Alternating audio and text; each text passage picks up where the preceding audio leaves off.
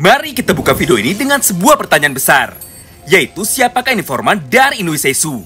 Dan apa hubungannya dengan cerita Tokyo Revengers ke depannya?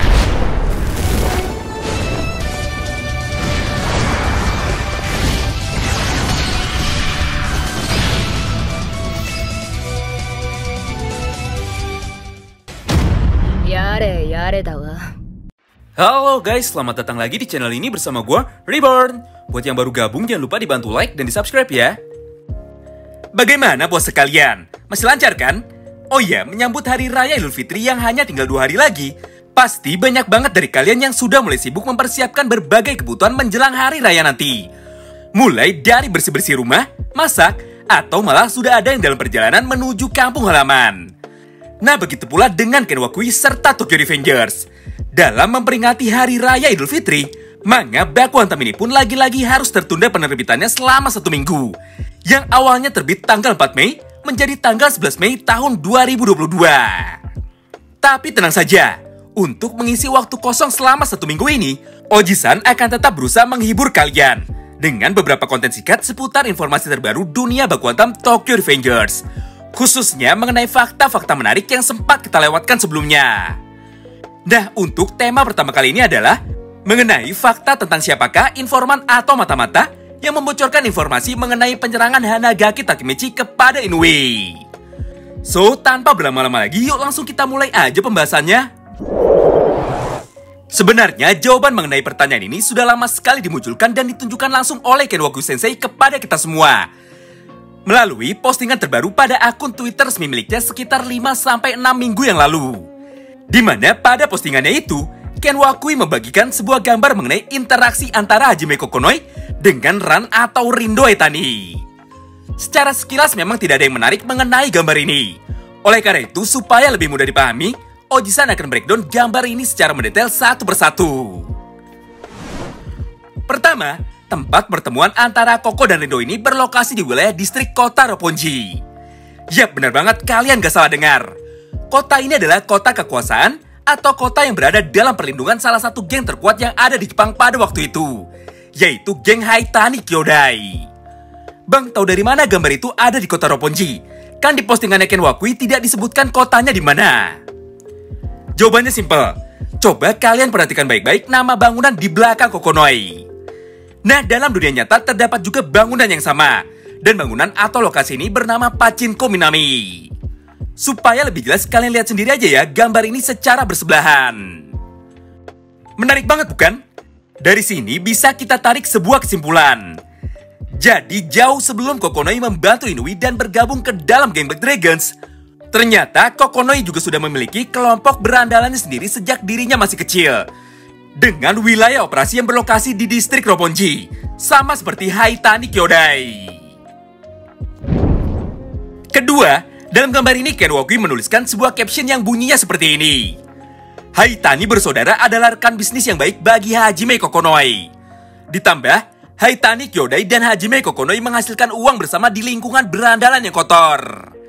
Intinya, dalam persaingan dunia berandalan yang kejam dan banyak kecurangan, Haitani dan Hajime Kokonoi mampu tetap bersaing dengan berandalan kuat lainnya hingga menjadi sangat ditakuti.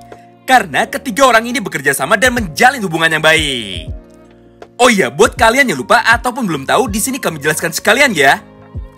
Alasan kenapa Koko menjadi orang yang paling ditakuti di dunia berandalan adalah karena kemampuannya untuk dapat menghasilkan uang dengan cara yang sangat efektif dan juga efisien. Yang dijual dan ditawarkan oleh Kokonoi kepada Haitani bersaudara adalah informasi. Sedangkan yang diberikan oleh Haitani bersaudara kepada Kokonoi adalah perlindungan dan juga eksekusinya. Atau sederhananya, Koko adalah otaknya, sedangkan Ran dan Rindo Etani adalah ototnya. Jadi kesimpulannya, Koko serta Ran dan Rindo sudah saling kenal dan juga sangat akrab sejak lama sekali. Bahkan ketika mereka masih sangat kecil dan baru merintis karirnya di dunia berandalan. Wow, luar biasa banget ya. Sebuah fakta penting yang sayangnya tidak pernah diceritakan secara langsung di dalam manganya. Berdasarkan semua hal tersebut, maka sekarang kita kembali ke pertanyaan di awal video ini. Yaitu, siapakah informan Inui Seisu?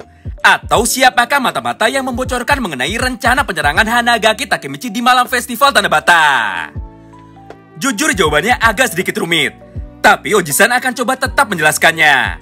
Kurang lebih alur pengkhianatannya seperti ini.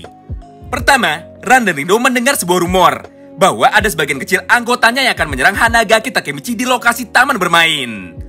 Setelah mendengar informasi ini, Ran dan Rindo pun langsung memberitahu Hajime Kokonoi. Alasannya simpel, karena Kokonoi dan Rindo sudah berteman sejak mereka masih kecil.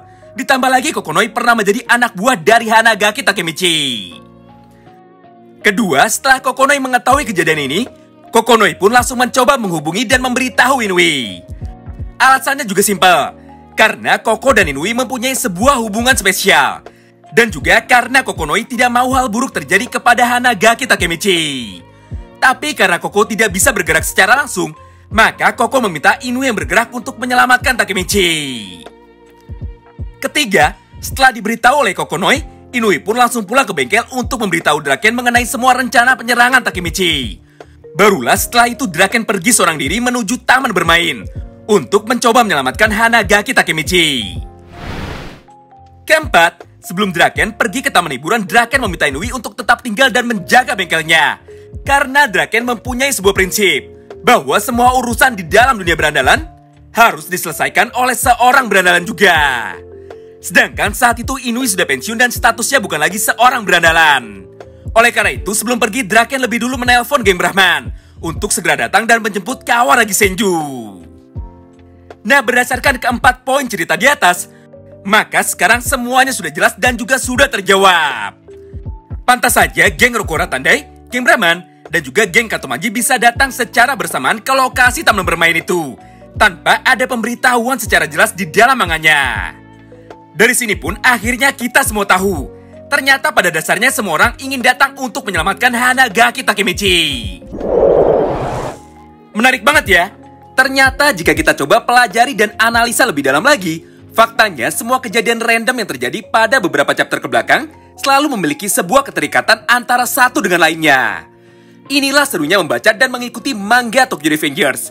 Hanya dengan satu gambar saja, Ken Wakui mampu menjelaskan salah satu misteri besar yang ada di dalam manga Baku Hantam ini. Khususnya mengenai sebuah plot hole tentang siapa orang pertama yang memberitahu Inui soal tragedi penyerangan Hanagaki Takemichi pada malam festival Tanabata.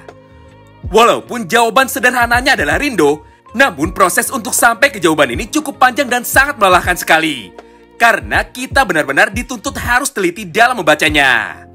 Sebenarnya video ini belum selesai, karena setelah tahu bahwa Rindo adalah mata-mata di dalam geng Rokura Tandai, serta Kokono yang juga mata-mata di dalam geng Katomaji, maka pertanyaan selanjutnya kembali muncul, yaitu apakah kedepannya Rindo dan Ran Haitani akan kembali berkhianat kepada Sano Manjiro?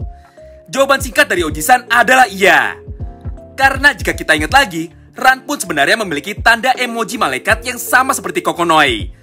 Dan sangat tidak mungkin Ran mati karena dibunuh oleh anggota geng Tokyo Manji generasi kedua.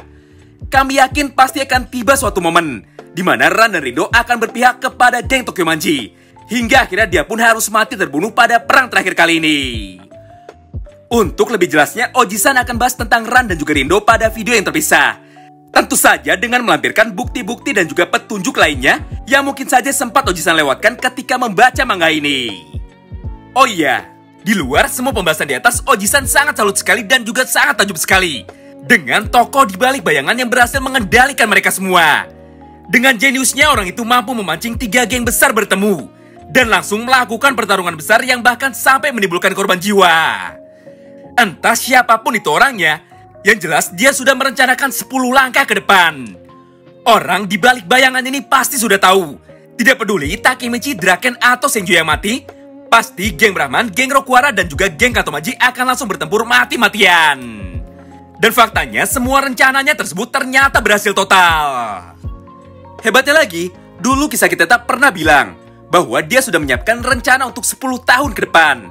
Tidak peduli walaupun harus gagal berkali-kali, Kisaki selalu mempunyai rencana cadangan untuk dapat terus menang bertarung melawan Takemichi yang seorang time leaper. Oji-san menjadi curiga. Jangan-jangan semua kejadian besar kali ini masih ada sangkut pautnya dengan rencana 10 tahun yang disusun oleh Kisaki. Kalaupun iya, tentu saja hal tersebut sangat menarik sekali untuk kita nantikan. Karena jujur Oji-san masih kepikiran dengan sumpah serapah Takemichi ketika Kisaki sudah mati, yaitu, aku mau bertarung dengan Kisaki Teta sekali lagi. Lagi pula sejauh ini tidak ada satupun karakter yang mampu menandingi kejeniusan dari Kisaki. Nah, bagaimana menurut kalian analisa kami kali ini? Jika kalian punya pendapat lain, kami pun akan sangat senang sekali mendengarnya. Terima kasih banyak yang sudah simak video ini sampai habis. Tetap jaga kesehatan dan selamat menunaikan ibadah puasa. Salam baku hantam.